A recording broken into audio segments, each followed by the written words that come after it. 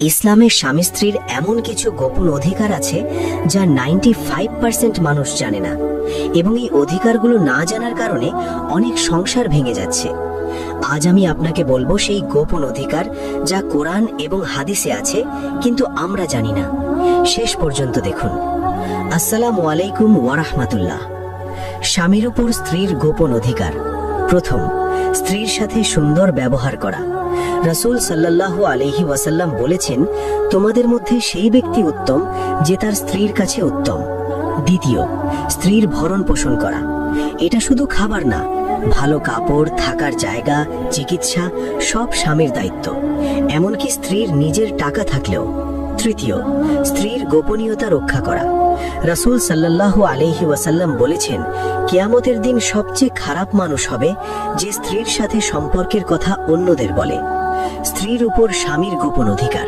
প্রথম, স্বামীকে সম্মান করা। রাসূল সাল্লাল্লাহু আলাইহি ওয়াসাল্লাম বলেছেন, যদি আল্লাহ ছাড়া কাউকে সেজদা করার অনুমতি থাকতো তাহলে স্ত্রীকে স্বামীকে সেজদা করতে বলা হতো।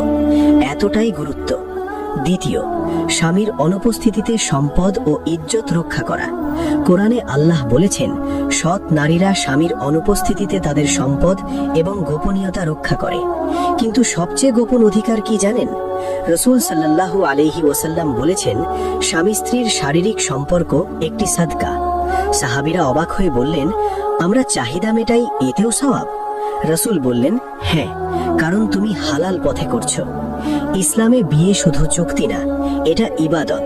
কোরআনে আল্লাহ বলেছেন, তিনি তোমাদের থেকে তোমাদের জোড়া সৃষ্টি করেছেন যাতে তোমরা শান্তি পাও। তাই সংসারে সমস্যা হলে একসাথে বসে কথা বলুন, একসাথে দোয়া করুন, আল্লাহর কাছে সাহায্য চান। তো আপনি কি আজ থেকে এই অধিকারগুলো মেনে চলবেন? লাইক করুন, শেয়ার করুন এবং কমেন্টে লিখুন, ইনশাআল্লাহ সংসার সুন্দর করব।